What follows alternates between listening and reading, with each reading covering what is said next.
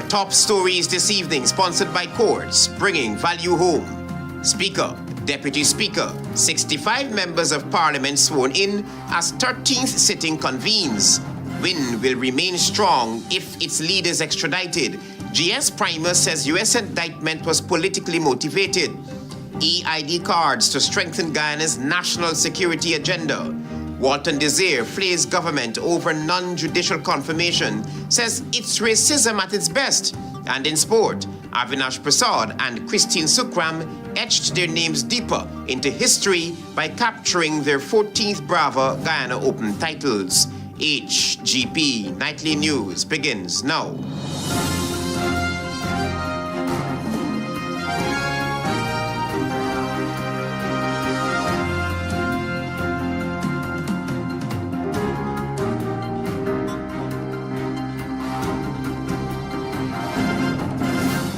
Good evening to our viewers here in Guyana and online. I'm Travis Chase with the Monday, November 3 edition of the HGP Nightly News. Here's what you need to know this evening. The Speaker, Deputy Speaker, and the 65 members of the highly anticipated 13th sitting of the National Assembly on Monday took the oath of office. Antonio Day was there, and he reports now. On Monday, when the 13th sitting of the National Assembly convened, the 65 members caucus, including the Speaker and Deputy Speakers, took the oath to office. WALTON-DESIR was re-elected Speaker of the House and was the first to be administered his oath. Allegiance to the people of Guyana, I will faithfully. The Deputy Speaker is Dr. Vishra Mahadio, a former member of the House. In leading government side of the House was Prime Minister Brigadier retired Mark Phillips, who was also administered the oath of office. I, Mark Anthony Phillips, do hereby solemnly declare that I will bear true faith and allegiance to the people of Guyana, that I will faithfully execute the office of Member of the National Assembly without fear or favor, affection or ill will, and that in the execution of the function. The highlight of the day was the swearing-in of the leader of the We Invest in Nationhood Party, Azruddin Mohammed, who made a grand entrance at Monday's sitting of the House. I, Azruddin Imtiaz Mohammed, do hereby solemnly declare that I will bear true faith and allegiance to the people of Guyana. Among the 35 members of the People's Progressive Party Civic who took the oath of office was Vice President Barry Jagdeo, while Dr. Terence Campbell and his 12-member team were also sworn in, as well as Amanzo WALTON-DESIR of For Guyana Movement. Antonio Day reporting for the HGP Nightly News. Meanwhile, the We Invest in Nationhood Party will remain strong even if its leaders extradited, so says a senior party member of the political movement. You'll have more details in this report. The General Secretary of the We Invest in Nationhood Party, Odessa Primus, has declared that even if the party's leader, Azruddin Mohammed, is extradited to the United States, the party will remain steadfast in its mandate to serve the Guyanese people. We were elected by the people, sir. We are going to Parliament. And that is it. There is no ifs, buts, or maybes.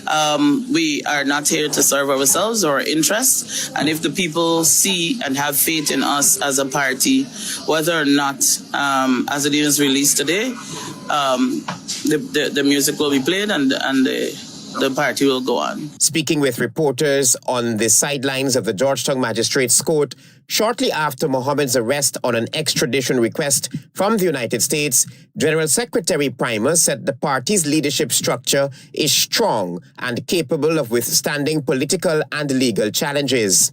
Even during the campaign, the fight against the Mohammeds has been greater than any fight that we have seen. In fact, there has been no fight as it relates to other persons who were sanctioned. So it cannot be a matter of the government wants to do right by the people. Ms. Primus further noted that despite what she described as attempts to stymie Wynn's work in the National Assembly, the party has several competent representatives ready to defend and advance the interest of its supporters. And specifically with Azruddin, because like I said, he is the person that is the threat, because he's the person who has political interest, who was able to mobilize a large a large number of supporters here within this country and has now taken up the seat of leader of the opposition. And so as far as the government is concerned, he's a threat. She also alleged that the 11-count U.S. grand jury indictment against Mohammed and his father, Nazar Shal Mohammed, was politically motivated, accusing the People's Progressive Party Civic of being behind efforts to discredit the Win leadership. It is obvious to this entire country that the government is controlling and manipulating this entire process. And if one is to say that that is not so, then that is merely a demonstration of your ignorance, because Azzedine is not the only person, nor is his father the only person or persons who were sanctioned in this country. Both Azzedine and Nazar Mohammed were sanctioned by the United States last year.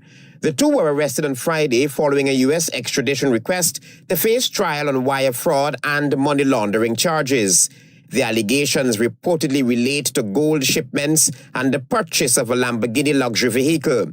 The Mohammeds have since been granted bail and are expected to return to court on November 10, 2025 for a further hearing on the extradition request. Travis Chase, HGP Nightly News. The government plans to introduce electronic identification cards aimed at strengthening border management and enhancing national security. This is according to National Security Advisor to the President, Captain Jerry Gavaya. Find out more from Tiana Cole. With the issuance of electronic identification EID cards to both citizens and eligible non-citizens, including those with valid work permits, Captain Jerry Gavaya, National Security Advisor to the President, said the system will help authorities better monitor and regulate immigration activity. It will take a time of registering people and sifting them out. And if in fact we find any person in the lot that is not registered and is here illegally, they will be deported. He emphasized that the government is not in the business of encouraging illegal immigration, but rather focus on extending the hand of humanity while maintaining the rule of law. Certainly, as time evolved, it is very clear that we have to have a better handle on this. And I think the EID card that is now being rolled out will give our systems a better handle on this, where our border security is going to be concerned. Gavaya also addressed the public concerns about possible sleeper agents or military operatives entering Guyana illegally, assuring that national intelligence mechanisms remain vigilant. A relatively good handle. If you understand that we have a National Intelligence and Security Agency that was set up particularly to keep a handle on our. According to an official release, the EID resident card will ensure compliance with national regulations such as those of the Guyana Revenue Authority, GRA, and the National Insurance Scheme, NIS, while also granting secure access to both government and private sector services. Tiana Cole reporting for the HGP Nightly News. This is the HGP Nightly News. Stay with us. There is more news ahead.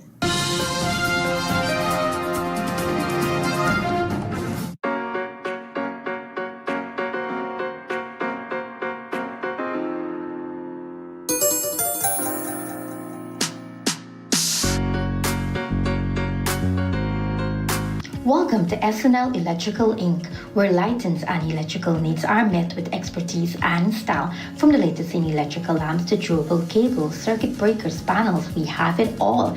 Illuminate your space with our elegant chandeliers, stunning crystal lights, and versatile pole lights. Looking to upgrade your comfort? Explore top-of-the-line AC units and our diverse selections of stylish styles. Visit us at 170-180 Thomas Street, Kitty, Georgetown. Discover a solution that not only lights up your world but transforms it.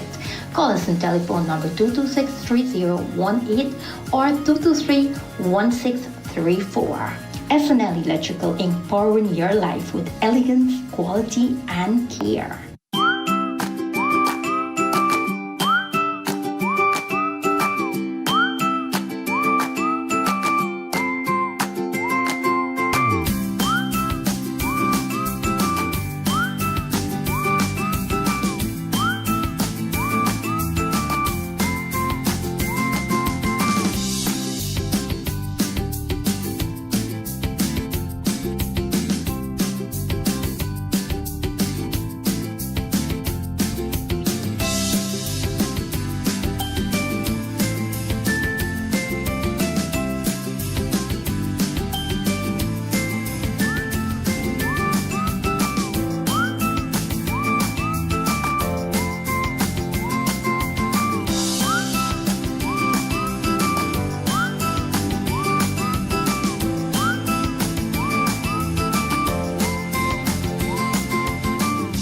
Krishna establishment.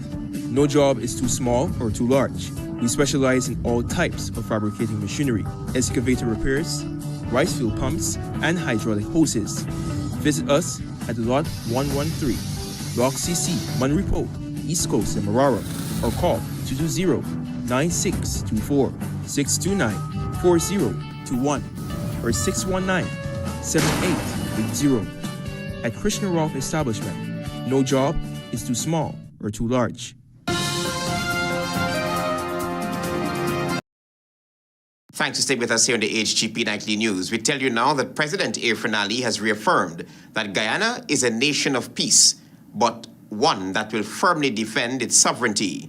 The head of state made this declaration at the Guyana Defense Force 60th anniversary celebration with an interfaith service over the weekend. Tiana Cole, her report now.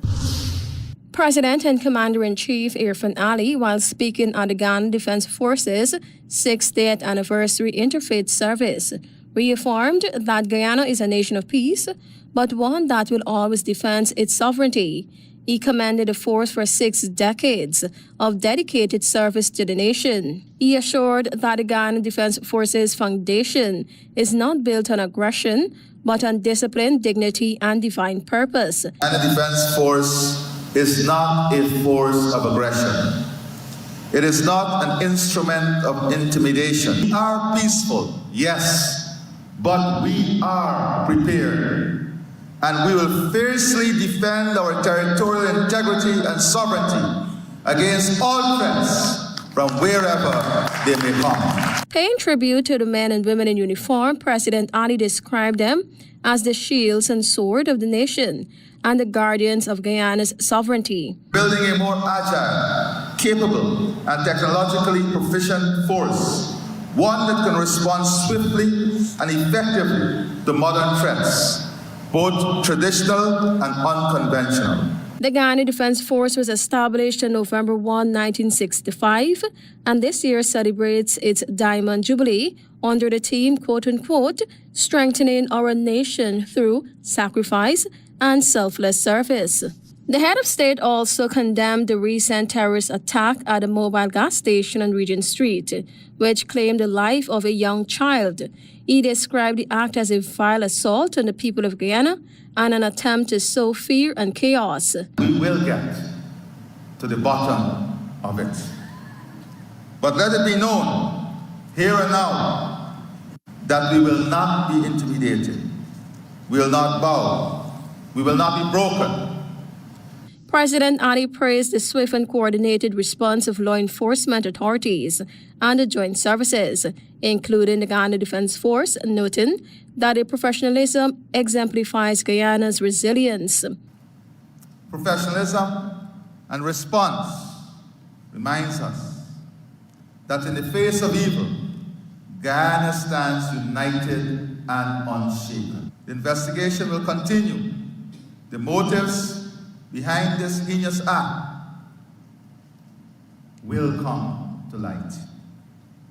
We will pursue justice relentlessly, and we will take every lawful measure to protect our people. The president also cautioned against allowing outrage to fuel prejudice or discrimination, reaffirming Guyana's identity as a compassionate yet vigilant nation.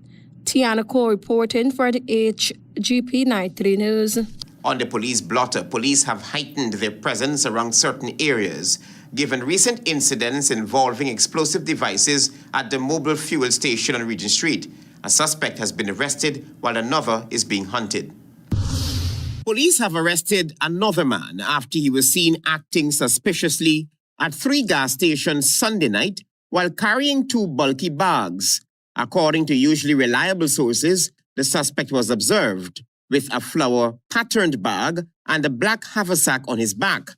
He was seen heading into the mobile gas station at Vlisindran Road around 17:53 hours on Sunday. Later that same day, the same suspect was reportedly spotted entering KFC, the Rubis gas station, and Wendy's before attempting to go into Royal Castle, but instead walked into Popeyes. Police are treating the matter with heightened caution, given recent incidents involving explosive devices at the mobile fuel station on Regent Street. Crime Chief Wendell Blanham confirmed to Nightly News on Monday that while the suspect remains in custody, investigators are currently reviewing surveillance footage to determine where the man came from and whether he was working with anyone else. On October 31, another Spanish-speaking man who was seen acting suspiciously at the Supreme Court compound was only reported to police by a police constable who was on duty.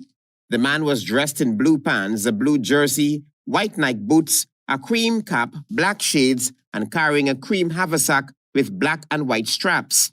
He approached the South Road entrance leading to the deeds registry.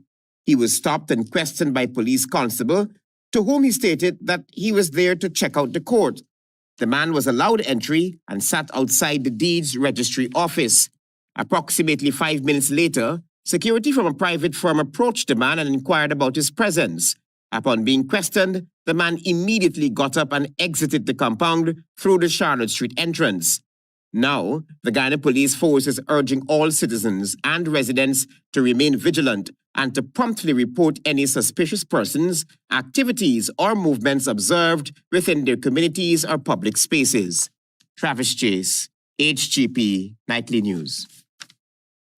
Outgoing leader of the opposition, Aubrey Norton, has handed the People's Progressive Party civic government a proverbial handbook on foreign policy as he criticized existing measures which he dubbed ineffective. Antonio Day interviewed the politician and he reports now. Aubrey Norton, leader of the People's National Congress Reform and former leader of the opposition, stated that on numerous occasions, matters concerning foreign and international relations, the government should be more proactive rather than reactive. We need to have, in my opinion, a foreign minister who understands the nuances in international relations. During an exclusive interview with Nightly News, the seasoned politician firmly posited that in order to acquire loyalty and diplomatic support from sister Caribbean states, the government must incorporate some of its oil resources into its foreign policies. One of the things I've been preaching in the parliament, and I continue to say, government of Guyana needs to put some of this oil resources into its foreign policy in the sense of helping small Caribbean countries so that we keep them within our influence. Norton referenced PetroCaribe, a 2005 oil alliance initiated by Venezuela to supply oil to the Caribbean and Central American nations on favorable terms, enabling upfront payments and long-term low-interest loans. The program led by Venezuela's late president, Hugo Chavez, aimed to protect participating countries from high oil prices and promote economic development, but it later faced corruption and debt issues. Mr. Norton pointed out that a nation's resources are typically part of its diplomatic arsenal, and how you make friends and use those financial resources will be crucial. I will always be an advocate for Guyana, recognizing that now that it is an oil-producing country, that it has to use some of those resources to help other countries and to ensure we find ourselves in a place where these countries benefit from Guyana's assistance, and at the same time we work on them to ensure that that translates into diplomatic support. He also recommended that the Guyana government publish an advertisement in Spanish across Latin American newspapers, highlighting the ongoing border controversy between Guyana and Venezuela, since they're still unaware of the 1899 arbitral award, despite its compelling case, which history can attest to. Antonio Day reporting for the HGP Nightly News. A heated discussion between members of the Forward Guyana movement, Amanza WALTON-DESIR and Nigel London, saw both members not holding back on the issue of judicial appointments offered to the opposition. WALTON-DESIR called out the government for being discriminatory. Marvin Cato reports. So in deference to the stellar career that she has had. That's right. But this PPPC government is bent on domination and control, and they are racist. That was Amanza WALTON-DESIR, visibly upset with the manner judicial appointments are being handled by the People's Progressive Party civic government. I am a black Guyanese woman, and I will call the spade the spade.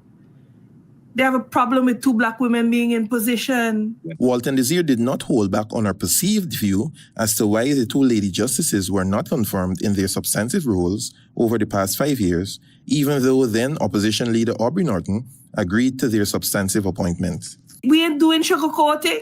We're not doing sugarcoating.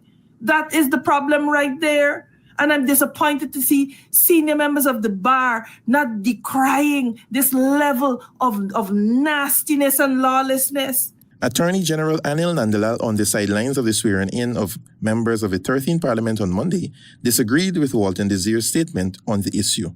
Walton-Desir further called out the Bar Association and notable lawyers who have been very quiet since the acting chancellor returned from annual leave and immediately after proceeded on early retirement leave.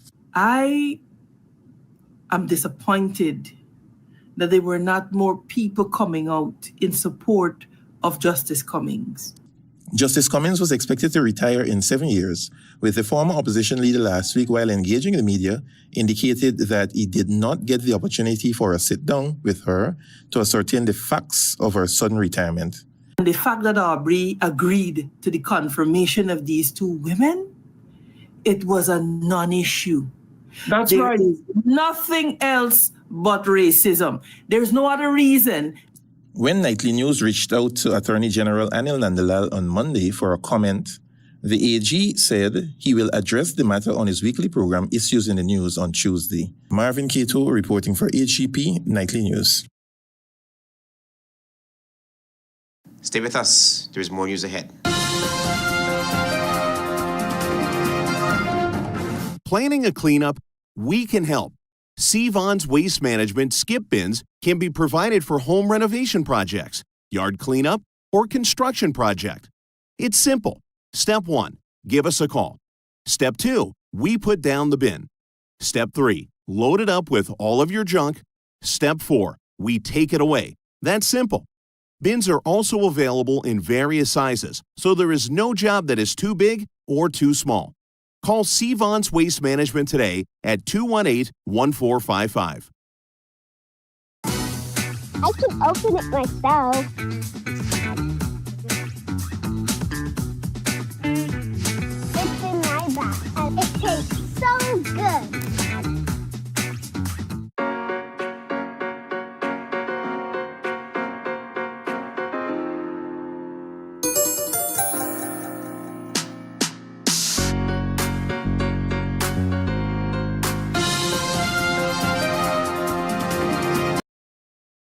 Welcome back here to the HGP Nightly News. A week has elapsed, and the fish vendors at the Industry Plaisance Market are still enduring months of deplorable conditions that continue to affect their livelihoods. To date, no one in authority has made efforts to remedy the situation. More in this developing story from Antonio Day. During a visit to the Industry Plaisance Market by Nightly News on Sunday, October 26, 2025, thorough overflowing drains, non-functioning toilets, piled up garbage, and the complete absence of running water in the fixed section. A week has elapsed, and to date the situation has not improved. Several vendors say that they are forced to fetch water from nearby residents to wash their fish in stalls, as if there is no potable water at the facility for weeks. They describe the situation dire, inconvenient, and embarrassing, especially for those who sell food products. I want to come in the market and buy. We left with all the load on the stand. And still the clerks and come in and collect money. Nightly News contacted Minister of Local Government and Regional Development, Priya Manichan, for a comment on the situation, but calls went unanswered. The media outlet further contacted an official at the ministry who assured that the situation will be investigated, but to date the current circumstances remain unchanged. Vendors say the unsanitary conditions have driven customers away and led to mounting financial losses. Stand on to them. And look at the time. And you think nobody in the market just sell it. Everybody just gone away. Buy on the line, tap and just move. So we left like this stranded. Meanwhile, vendors, despite these unsanitary conditions, are still obligated to pay their stall rentals of $600 to the market's clerk. Antonio Day reporting for the HGP Nightly News. Thank you, Antonio, for your reporting. A number of beekeepers successfully participated in the just concluded Honeyfest, which was held under the theme Bus Forward, Sweet Innovations for a Safe and Sustainable Future. Here again is Marvin Cato. Beekeeping is more than just the art of collecting honey. It's simple. You know, we have a perception in our country that you can have a hive and start to collect honey, and then you're a beekeeper. That was Minister of Agriculture Zulfikar Mustafa, who highlighted the importance of bees to our existence. And when you look at the honeybees, they are our silent heroes. He added that the Guyana Livestock Development Authority, GLDA, is working to expand the number of hives to over 5,000 as Guyana aims to self-sufficiency and become a regional honey exporter by 2030. Value chain assessment that was conducted by FAO has confirmed what many of us have long known. Guyana's honey sector is emerging. Minister within the Ministry of Agriculture, Vikashram Kisoon, said 30,000 gallons of honey is projected to be produced in 2025, a steady increase over the years, which has further propelled the industry. We have over 200 beekeepers, growing consumer demand, and a product that rivals imported alternatives. He stressed that harvesting and marketing honey can lead to the transformation of livelihoods for many in the field of agriculture. Honey is one of nature's purest and most valuable food. But like all food products, its safety and quality depends on how it is produced, handled, and processed. Brian Sears, Chief Plant Protection Officer in the Ministry of Agriculture, reminded that honey, though pure, must be processed, and once processed, value-added products can be garnered while ensuring a lucrative future for the industry. Marvin Cato reporting for HGP Nightly News. Your regional news is up next.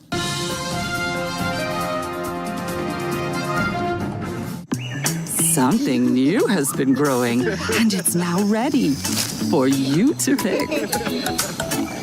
Fresh. Taste the fruit of freshness. Pick the fresh new 200 ml size today. Live fruitful. Filaria worms can live in your body for years.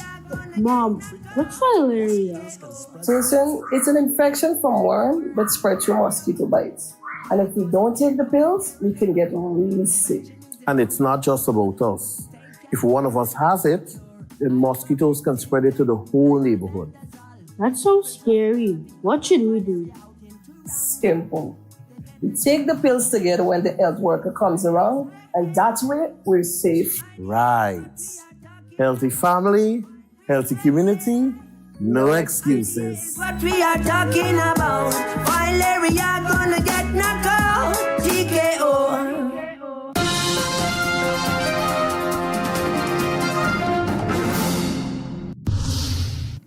Good evening and welcome to Monday's edition of the Regional News. Hurricane Melissa's confirmed death toll climbed to 58 according to official reports after wreaking destruction across much of the northern Caribbean and picking up speed as it headed past Bermuda in the North Atlantic.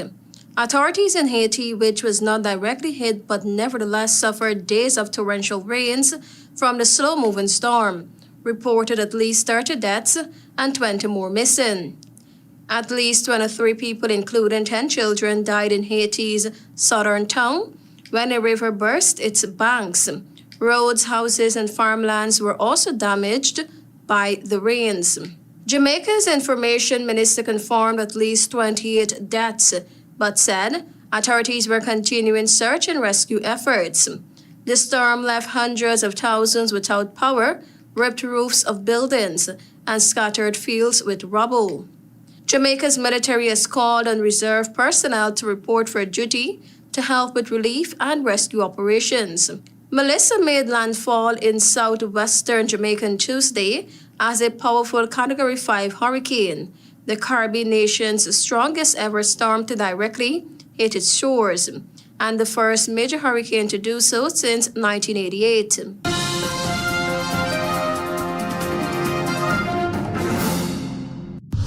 The U.S. military carried out another deadly strike on alleged drug traffickers at sea on Saturday, continuing a months-long campaign by the Trump administration that has been widely criticized as likely illegal. The latest strike targeted a boat in the Caribbean Sea and killed 3 people on board, according to Secretary of Defense Pete Hegseth. Hegseth said 3 men whom he identified as narco-terrorists were killed in the operation, which he said was carried out in international waters. No U.S. forces were harmed in the strike, he noted.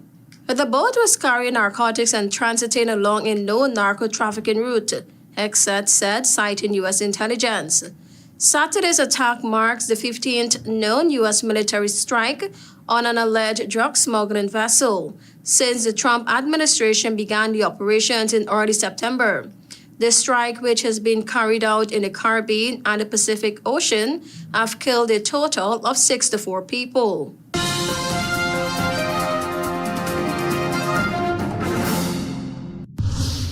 Cuba's top prosecutors accused former Economy Minister Alejandro Gil and unidentified individuals of crimes ranging from espionage to bribery in one of the largest publicly disclosed corruption scandals in decades. Sacked by President Miguel Diaz-Canel in February 2024, Gil has not been seen or heard from publicly since. On Friday, the Office of Cuba's Attorney General issued a long list of charges it said were the result of a nearly 2-year investigation. Responsibility was sought for the crimes of espionage, acts detrimental to economic activity, or contracting, embezzlement, bribery, the Attorney General said in a brief statement.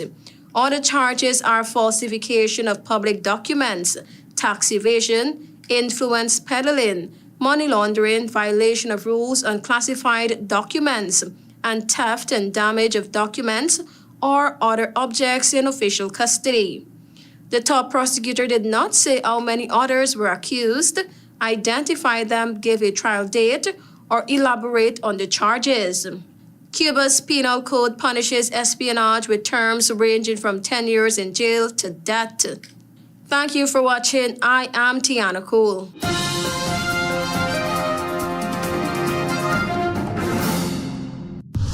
Let's join Delvin Neblet for HGP's Sports Pulse.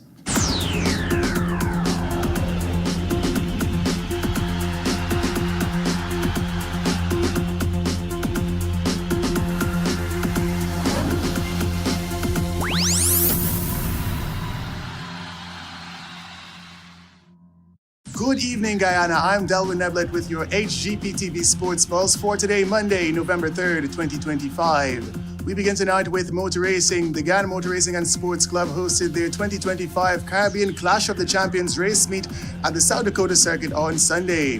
Devendra Chattagoon delivered a clean sweep in the rookie category as the results in the bike class were split, with Dan Linfoot winning the first race, Greg Black prevailing in the second, and hometown star Matthew Vera securing victory in the final race.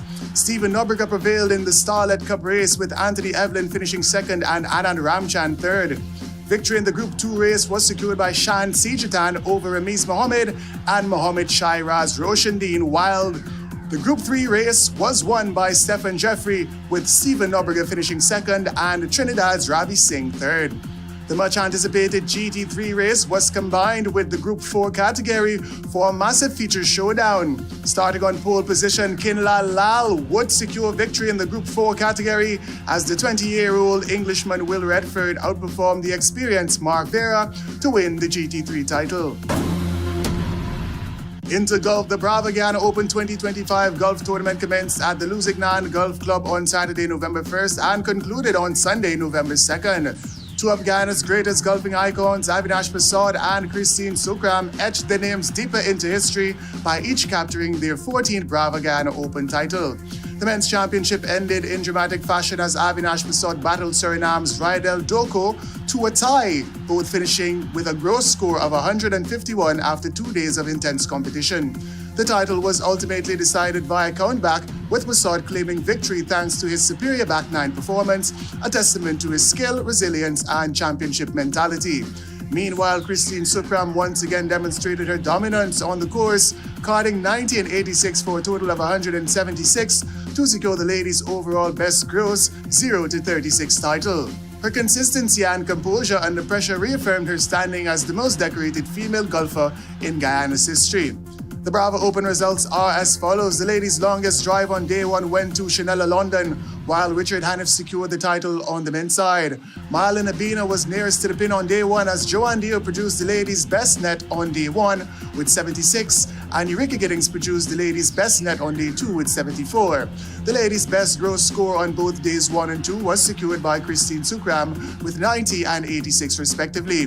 The ladies' overall best net score for both days 1 and 2 in the 0 to 36 was Eureka Giddings with 151, followed by Joanne Dio with 154 and Christine SUKHRAM with 158. And the 0 to 36 ladies' overall best gross score for both days went to Christine SUKHRAM with 176, followed by Chanella London in second with 180 and Dr. Joanne Dio in third with 182. The men's 10 to 28 best net on day 1 went to Rohan Albert with 65, while the best net on day 2 went to Chet Bowling with 67. Albert also secured the best gross on day 1 with 84 over Bowling's 88.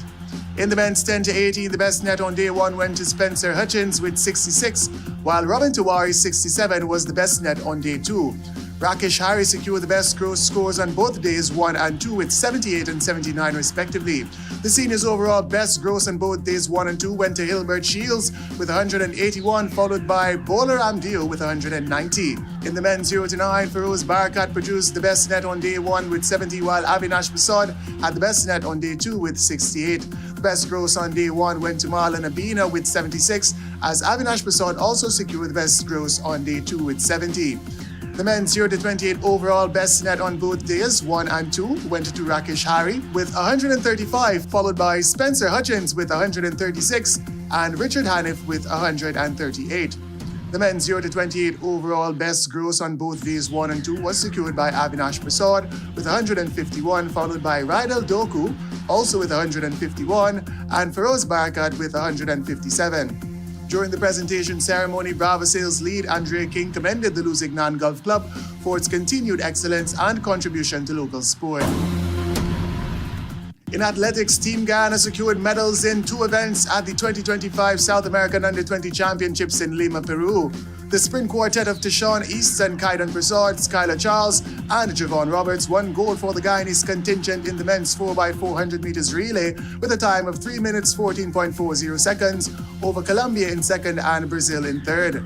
Javon Roberts also secured an individual bronze medal in the men's 800 meters, as Tishon Easton and Kaidan Persaud could only manage 5th and 8th place respectively in the men's 400 meters. Skylar Charles competed in the men's 200 meters as Onesi Dunn featured in the men's 100 meters and Rodell Green featured in the men's triple jump event.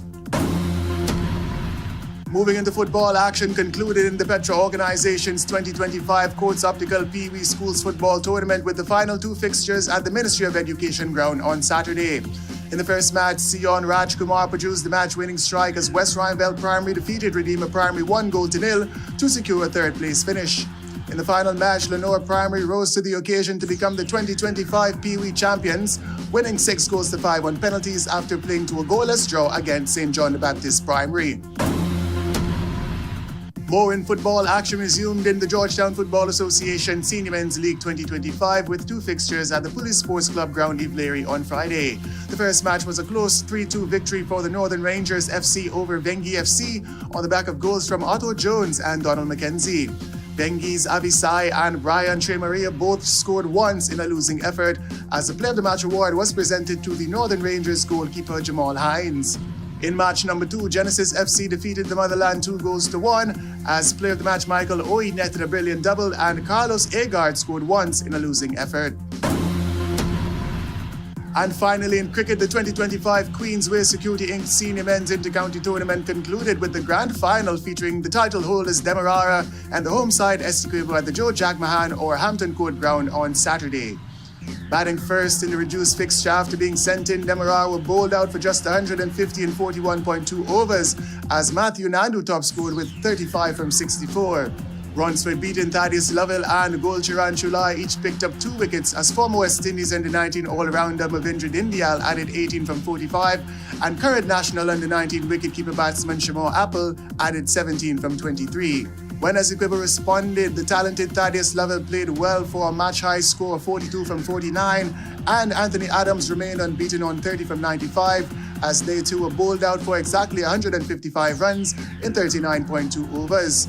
Ronaldo Ali Mohammed was the pick of the bowlers for Demerara, taking 4 for 45, as former West Indies under-19 and academy player Ahmed Ned picked up 2 for 21 in the low-scoring thriller.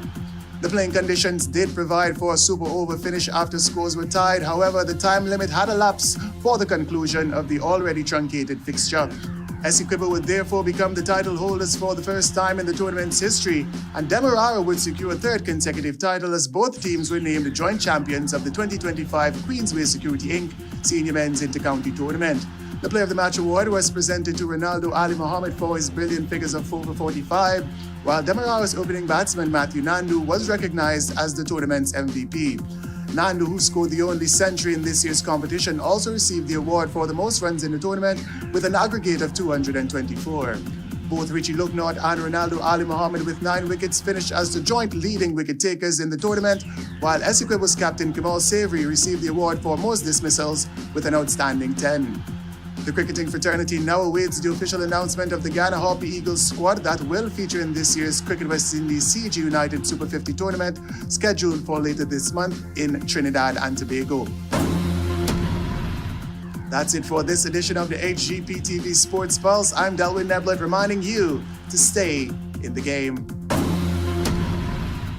Speaker, Deputy Speaker, 65 members of Parliament sworn in as 13th sitting convenes. Win will remain strong if its leader is extradited. GS Primus says U.S. indictment was politically motivated. EID cards to strengthen Guyana's national security agenda, says National Security Advisor Jerry Gavaya. WALTON-DESIR FLAYS government over non-judicial confirmations, says it's racism at its best. And in sport, AVINASH PERSAUD and Christine SUKHRAM etched their names deeper into history by capturing their 14th BRAVA Guyana Open titles. Those are our major headlines. For these stories and more, please go to our website. It's www.hgptv.com. I'm Travis Chase. Thanks for watching. Goodbye.